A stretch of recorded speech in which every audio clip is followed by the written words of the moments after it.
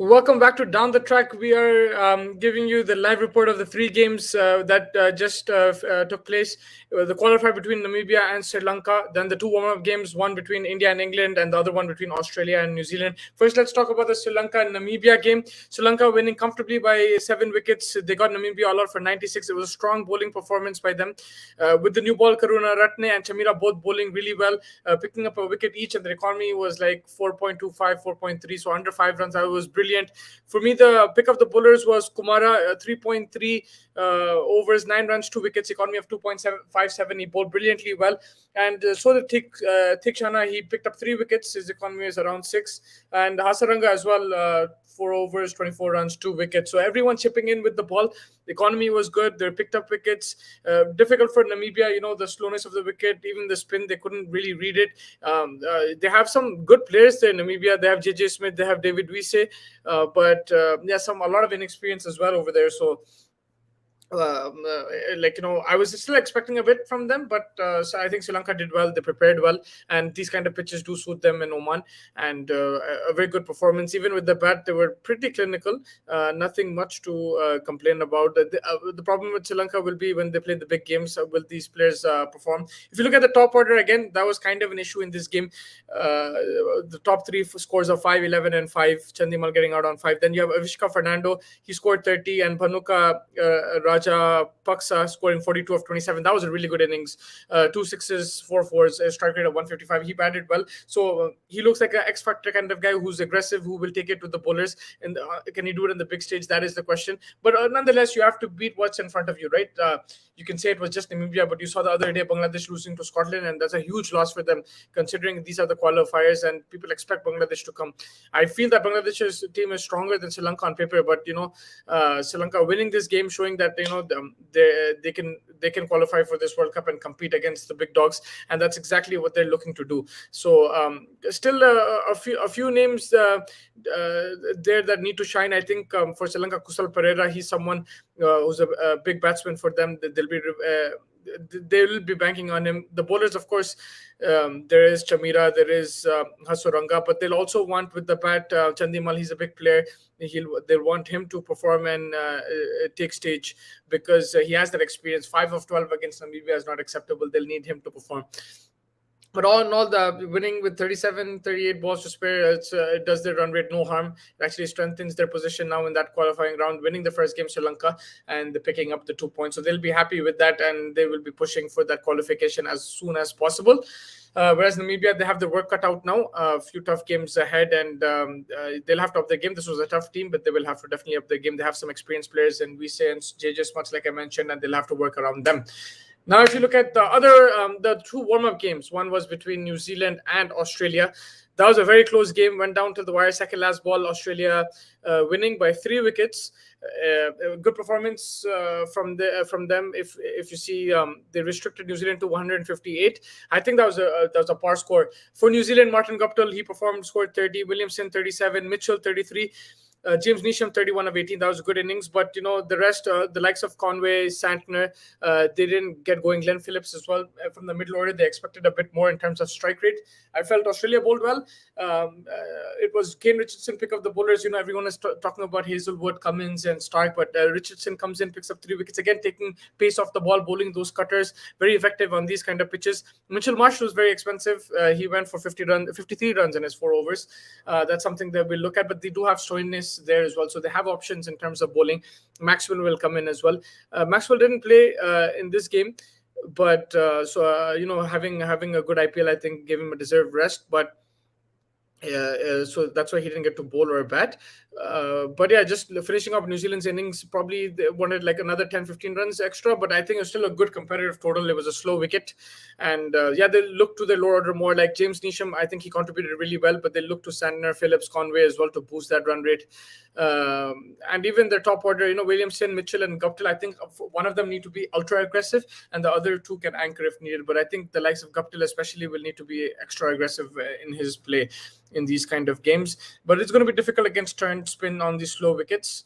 And if you look at the second innings, Australia, again, David Warner getting out for 0-0, first ball duck. His form is a worry. That's something that he will look to improve on. He'll have to improve on if Australia have a chance. and that's a big concern for Australia. David Warner's form, Aaron Finch and Mitchell Marsh Smith all contributing with 20s and 30s. Strike rate decent. Mitchell Marsh, pretty good strike rate of 160.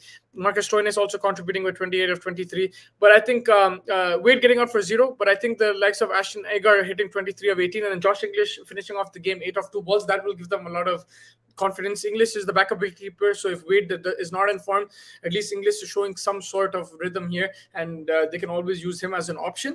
And Ashton Agar will be that bowling all-rounder, and his form will be very important. His contribution with the bat was good, with the ball as well. Economy is slightly high, 8.5, but still decent, and he picked up a wicket as well. So all in all, I think Ashton Agar's performance will boost Australia, because he's someone who will be that glue, because he's going to play that fifth bowler role, and he'll also lower batting, try to finish off innings, especially if wickets bundle out early. So that's something that they will have to look at, Australia. And if you look at New Zealand's figures, Mitchell Santner, pick of the bowlers, 4 overs, 22 runs, 3 wickets. That left-arm spin working, especially against the right-handers. He can tie one end up, and the fact that he's also picking up wickets is a very good sign, because generally they like to work him around for singles. But it shows that that extra pace that Santner has, along with turn, it's difficult to pick him. And on these pitches, he can be a handful. When the pitch is a bit slow, the way Santner bowls, the ball will grip and turn, so it'll be difficult to pick him. I think he bowled brilliantly well. Bolt as well. His economy was under 5, 4.33. He picked up a couple of wickets. Sodhi not picking up wicket, kind of a concern. Todd Astle as well. And the likes of Southey and Jameson are very expensive, economy of 10 each. So that's something they will want to improve, New Zealand. But Santner's form and Bolt's form with the ball will be a big positive, and they will have to focus on the other fast bowlers, and other bowlers will want to pick some form up against India in the next warm-up game. For New Zealand, I think the new ball bowling and support for Santner, the likes of Sodhi, Nisham, and Astor, that's something that they will want to improve in the next game. I think that wraps up this warm-up game. It was a very good game. It went till the end. Good practice for both teams, trying to get into rhythm. It's another warm-up game to go, and then they have that tournament. So these games, it's not about only winning. It's about, the rhythm, finding your rhythm, playing as a team, finding the middle of the bat. If you're a bowler, finding your line in length, understanding the pitches. This is a different ground that they're playing on, but still, it's good practice for these teams. And the last game of the day was between India and England. These were 3 at the same time, but India versus England, very high-scoring game. England setting a target of 188. India chasing it down with 7 wickets to spare. With the bat for England, Johnny Bairstow was outstanding. I think 49 of 36 balls, 4 fours and a 6. He was very severe with the bat. He put the pressure, especially on Bhuvneshwar Kumar, his Sunriser teammate. But he batted very well. Livingston as well, 30 of 20. And then the finish of Moeen Ali. Again, he was severe on Bhuvi as well, 43 of 20 balls. So everyone chipping in. The form of Bairstow and Malan, even Livingstone's glimpse would give England a lot of confidence going into that World Cup. These are the 3 main players. Butler, decent start, 18 of 13. Jason Roy, 17 of 13. Again, these two will look to accelerate. They'll look to put the pressure on the bowlers from ball 1, and then they have that middle order. Malan will clearly play anchor. You saw today against strike rate of 118 of 18, but generally he does start slow and then he picks up his run rate. So all the other batsmen will look to be aggressive around him, and he will look to anchor. For India, Bhuvneshwar Kumar is very disappointing. 4 overs, 54 runs, economy of 13.5, and not picking up a wicket. Very expensive, especially in his last over. Moeen Ali was particularly severe on him. Shami was expensive, but he picked up 3 wickets, so that's a good sign for India. Jasprit Bumrah, I think he bowled wonderfully well. That ball to Bairstow in the death, that Yorker was outstanding. Economy of just 6.5. He bowled well. Rahul Chahar, expensive, 10.75 economy. With the way Yuzvendra Chahal had that IPL that he had, there's going to be a lot of pressure on Chahar. There'll be a lot of talk around him. I just hope he focuses. He has that skill. He is a genuine wicket taker. He just needs to focus on his strength. Try to toss the ball up. It's okay if he gets hit. This was a small ground. In Dubai, it'll be bigger. In the Dubai International Stadium, it'll be bigger against Pakistan. So he just needs to stick to his strengths. Ashwin, good economy, not picking up a wicket, slight concern, but economy of 5.75. So clearly Bumrah the pick of the bowlers for India along with Ashwin. The form of Bhuvi is a concern. Shami picking up wickets, still okay. Again, Chahar will need some support. Chakravarti didn't play today, so when he does play, his form will be interesting, and I think he'll get to play in the next game definitely. Because against Pakistan, they'll look to play at least either Chahar or Chakravarti, and I'll definitely go for Chakravarti, I feel. So he'll probably play the next game. He played that IPL final, so maybe give him a break. Chahar was out early with the Mumbai Indians, so that's why. With the bat, KL Rahul, outstanding batting. The way he started blitzing, 51 of 24 balls, 4 sixes, 3 sixes, 6 fours. Flawless cricket. He's playing aggressive, timing the ball well, batting magnificently well, looking in great form. And Virat Kohli said at the toss after the IPL, things have changed, and now Rahul is in top form. So Kohli is going one down. Rahul and Rohit will be opening for India in the tournament. So and with this kind of form, Rahul will definitely go for it. And now the problem for India will be Ishan Kishan as well. 70 of 46 balls. He's also fighting for a spot. It's difficult to replace Rohit Sharma, but at least they have him there in the backup. And if someone in the middle order is not working, maybe you can play Kishan there as well. But Kishan as an opener has shown that he's effective. He will take risks and keep that strike rate up. Strike rate of 152. Rahul strike rate of 212. Virat Kohli 11 of 13, disappointing the way he got out again to a leg spinner, again to to Livingston. He didn't catch that pace of the ball, went for it and got caught at point. Leg spinner has been an issue with him. He'll have to improve on that, work on that side of things of his game. He's gotten out too many times to leg spinners, so that's something he will have to work on, because it's going to be challenging in this series. In this tournament, a lot of people will have their spinners on, so Virat Kohli will need to adjust and play accordingly. Rishabh Pant, I think he was magnificent. 29 of 14 balls, strike rate of 207. Fluid batting, found the boundary at will, hit his shots mid wicket, a couple of covers as well, but on the leg side, he was very strong today. Surya Kumar tried a couple of scoops. One worked, then he tried to chip it over third man, got caught behind.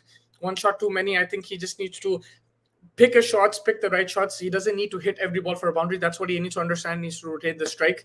Hardik Pandya got away with it. I felt he was still not in rhythm. Hit one edge for 4. There's a no ball which went for 4 as well. He wasn't connecting today. And they need Hardik Pandya in form. He's a very clean hitter of the ball. He's just not in rhythm right now. So that's something that India will hope that Hardik Pandya does find his form back. For England with the bowling, I felt David Willey was outstanding. He was probably the pick of the bowlers, him and Livingston, but he bowled an extra over. Picked up a wicket as well. Livingston picked up a wicket of Virat Kohli, both economies of 5.5, 5. So they were the pick of the bowlers. Mark Wood, Wokes, Jordan, Moeen Ali, Adil Rashid, all going over 10 runs and over. Moeen Ali, in fact, went for 14 runs and over, and Adil Rashid 12. So the spinners, that's a problem for England. In these conditions, you want your spinners to pick up wickets. Again, it was a small ground, so it's okay, but they'll rely heavily on Moeen Ali and Adil Rashid. These are two bowlers that they will rely heavily on to pick up wickets in this tournament, especially on these slow pitches. Also, the form of Wood and Jordan kind of a concern. They're senior bowlers now in this team. Even Wokes, they will have to do the bulk of the bowling. So that's kind of concern for England, but still early days, it's just a warm-up game, so it's okay. I'm sure these guys, international players, they will definitely work on that. But Willie's form is a good positive. He can provide with the bat as well. So, and he brings that left arm angle, which is a bit different. So, good option for England. But yeah, I think a very good game, entertaining game of cricket. Both teams just trying to find the rhythm. It doesn't matter who wins or loses right now, but finding your rhythm, trying to find the middle of the bat in the field, finding your feet, finding your line in length as a bowler. That's all what it's all about. And hopefully they can learn from their mistakes in this game and take it to the next warm-up game, and then you have that tournament. So yeah, I think that wraps it up. Quite a few games today. We'll be back tomorrow as well for the latest update, latest reports. Thank you so much for joining me. Just the last thing with Livingston, I think there was a slight injury, but hopefully he's okay. We'll get to keep you updated with that, but hopefully he's okay. He injured his hand a bit, but yeah, I think that wraps it up. Thank you so much for joining me. Make sure you like and subscribe and stay tuned for the latest content from the T20 World Cup. Take care.